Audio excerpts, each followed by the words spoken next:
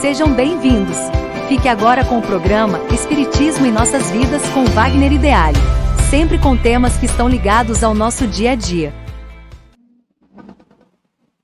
Olá pessoal, vamos a mais um programa Espiritismo em Nossas Vidas e o tema de hoje é sobre a fé raciocinada. O que o Espiritismo quer dizer com fé raciocinada?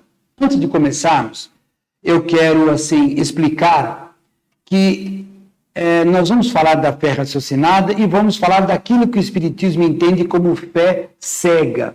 Mas não vai aqui nenhuma crítica às outras religiões, apenas pontuando o que o Espiritismo entende como fé raciocinada e o que o Espiritismo entende como uma fé cega. Muito bem. A fé raciocinada é justamente o que vai acontecer na doutrina espírita, porque quando a doutrina espírita veio ao mundo, ela não veio com nenhuma revelação mágica. Ela veio ao mundo como uma experiência. Para quem já assistiu o filme ou leu o livro sobre a vida de Kardec, vai ver que ele foi convidado a um local, a um ambiente onde se faziam apresentações, onde se faziam uma espécie de um trabalho de se comunicar com aquele que já partiu. Isso, no começo, houve uma rejeição por parte do Kardec, mas depois ele se interessou e começou a ir a fundo nesse estudo dessas inteligências extracorpóreas. Ele, como um professor, ele, como um cientista da época, um pensador, começou a analisar essas comunicações de uma forma bastante criteriosa. Ele foi do começo ao fim muito criterioso no seu trabalho. Tem uma frase que ele dizia que ele prefere rejeitar 99 verdades antes de ter que aceitar uma mentira. Então, ele agiu dentro de um raciocínio lógico, vamos dizer assim, experimental, para fazer os testes. O que eu quero dizer com isso? Ele pegava, por exemplo, um médium, num ambiente, lá numa sessão, vamos falar assim, e fazia uma pergunta. E havia uma resposta para ele. Anotava. Aí ele ia numa outra sessão, de um outro médium, numa outra situação, e fazia a mesma pergunta. E a resposta era, quando não igual, era muito próximo. E do nada, ele recebeu também de fora, de casas, centro espírita. Ué, mas o Kardec não inventou centro espírita? Não, o Kardec não inventou centro espírita. O Kardec pôs uma ordem no centro espírita. Comunicação com os espíritos o mundo sempre teve. Da época de Moisés, já tinham as pitonisas que faziam essas conexões com o mundo extrafísico, a qual Moisés proibiu. Na época de Jesus, naqueles lugares que Jesus frequentava lá para poder fazer aquelas reuniões, ali existiam comunicações espíritas. As comunicações espíritas acontecem em toda religião, quando um sacerdote de uma determinada religião está lá na frente falando, conversando, dando o seu ensinamento lá para o pessoal, a maioria das vezes está mediunizado, ele está envolto, vamos falar assim, ele está com uma inspiração legal, ele está extremamente inspirado. Inspiração é uma mediunidade.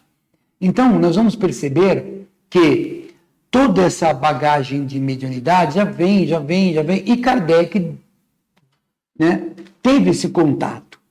E esse contato ele procurou aprimorar, que antes eram batidas na mesa, que aconteciam, e foi se estudando e melhorando para um papel com lápis preso num objeto, até que chegou a um ponto que falou, não, vamos usar a voz do médium para proferir os ensinos. E assim aconteceu.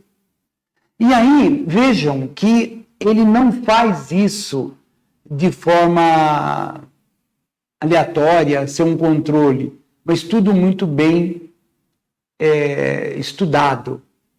E a partir daí cria-se, então, uma ciência experimental que nós chamamos de ciência espírita. que vai estudar a reencarnação, a pluralidade dos mundos, a pluralidade das existências, né? A reencarnação, vai estudar uma série, o corpo físico, o corpo espiritual, essa ligação entre os dois, isso tudo pertence ao mundo da ciência espírita. E a ciência espírita acaba usando todos esses recursos juntamente com os ensinos de Jesus para ter uma filosofia, que nós chamamos de filosofia espírita. Então, a fé raciocinada, ela não vem de algo frio. Ah, porque acontece isso, aquilo outro, então eu acredito em Deus. Não, não existe. Você acredita em Deus. Por quê? Porque algo do fundo do seu coração diz para você que Deus existe. Uma coisa que vem, e por mais que as pessoas falem na sua volta que não, mas dentro de você, uma voz profunda diz que Ele existe, que há uma inteligência suprema do universo. Muito bem, então acreditar em Deus é uma aceitação. A fé é um recurso que nós temos de acreditar nele. Agora, a fé raciocinada é um segundo momento, em que eu começo a analisar tudo isso que está à minha volta e começo a questionar, a criticar, a discutir o assunto. E é isso que Kardec propôs na época para o cientista da Academia Científica de Paris e virar as costas para ele. E falou, vamos sentar, vamos discutir esse assunto. Não só virar as costas, como expulsaram ele da Academia Científica lá de Paris, lá, não lembro o nome agora. Porque não havia interesse. Não é só Kardec, hein? Faça um estudo de cientistas do passado, que você vai perceber que vários grandes cientistas, quando fez sua proposta, foi rejeitada pela comunidade científica. Depois de muito tempo, aceito, porque não tinha como fugir, porque as provas estavam ali. E a fé cega? A fé cega é uma fé dogmática. Ela é, na sua maior parte das vezes, às vezes, há pessoas que não, mas muitos, ela é intolerante. Não vai aqui nenhuma crítica a ninguém, mas quando alguém impõe a fé para você e diz, é assim, mas não tem não tem mais, não. É assim, se você não acreditar nisso, você está fora do contexto. Não, mas por que não? Isso, essa intolerância que leva a guerras. Quando uma religião não pode ser confrontada com argumentos que faz com que os seus seguidores provoquem guerras. É isso que é o problema da fé cega. Ela não vai observar o seu entorno. E o Espiritismo tenta mostrar para nós que nós não devemos seguir por esse caminho, mas questionar, analisar. A gente escreveu aqui na minha anotação, fé raciocinada é o ato de pensar os sentimentos espirituais, refletir sobre suas crenças e permitir-se viver respeitando o livre-arbítrio seu e do outro. Isso é fé raciocinada. É eu sentar para discutir e ver que, puxa, espera um pouquinho, eu estava errado no meu contexto. Eu estava vendo não, tá, eu preciso mudar, tenho que repensar alguns pontos. Isso é normal. E aí, use a razão e a crítica. E você vai ter uma fé inabalável. Porque muitos dos contextos de fé são muitas vezes questionáveis. Quando você raciocina, analisa, quando você faz as verificações, mesmo sabendo que essas verificações podem derrubar alguns das suas estruturas que você tem como verdade, bom, aquelas estruturas caíram, porque elas não eram verdadeiras, mas novas vão surgir. E tudo isso está embasado numa lei que, eu não vou dizer que ela é imposta, mas ela é demonstrada como única solução, a lei do amor que o Jesus nos trouxe.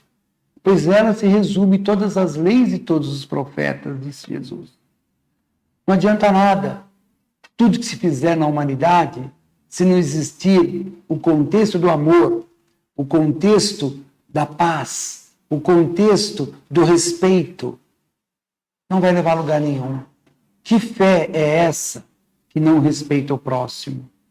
E a fé, essa fé raciocinada, ela vai nos levar a uma esperança com os pés muito bem fincados no chão. Uma esperança de que, na medida em que eu fizer as mudanças que eu preciso fazer dentro de mim, eu vou saltar, eu vou evoluir, eu vou ascender a novos degraus de evolução, de vida, de compreensão das coisas. Mas disse uma vez Paulo, fé, esperança e caridade são as virtudes, vamos assim dizer, maiores na vida de um ser, mas a mais excelsa de todas é a caridade. Porque a caridade, entenda-se, amor. Não é a caridade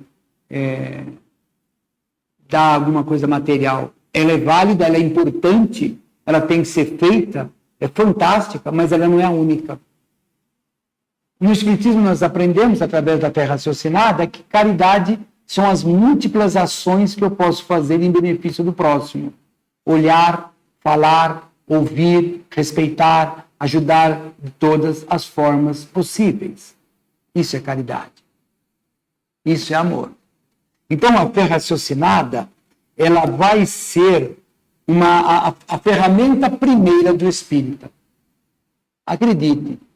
Porque eu vou ter esperança se eu tenho fé. Eu vou ter dentro de mim uma estrutura de lutar, de batalhar, de ir para frente, vamos falar assim, porque eu tenho fé, eu acredito, eu sei que aquilo é verdade. Por isso, vamos estudar a doutrina espírita. Não, você vai assistir um palestrante, você está ouvindo eu falar, você não tem a menor obrigação de concordar com o que nós estamos falando. Você precisa pesquisar. Emmanuel disse para o Chico, se eu estiver fugindo alguma coisa da doutrina espírita, lá dos livros de Kardec, me abandone. Joana falou isso para Divaldo. Se alguma coisa que eu estiver falando está fora dos ensinos dos espíritos a Kardec, me deixa de lado. E isso é uma realidade. A doutrina espírita é a terceira revelação. A primeira revelação não pode ser esquecida nem rejeitada, porque ali estão todas as leis de justiça que a humanidade precisaria praticar. A lei do amor que Jesus nos trouxe é outra extremamente importante, que é a lei maior da vida. E nós agora, com uma fé que pensa, uma fé que analisa o que nós chamamos de fé raciocinada, admite a existência de uma terceira revelação que vem mostrar o mundo espiritual, a ligação do mundo físico com o mundo espiritual, a sequência na nossa evolução, e isso tudo baseado em uma análise lógica, uma filosofia de cunho moral. Isso é a doutrina espírita. Ou seja, isso é a fé raciocinada. Tá bom? Então, esse é o nosso bate-papo de hoje e esperamos na próxima semana que estejam aqui com a gente para que possamos abordar um outro tema da doutrina espírita para as nossas reflexões, para as nossas análises. É isso aí, pessoal. Até a próxima oportunidade.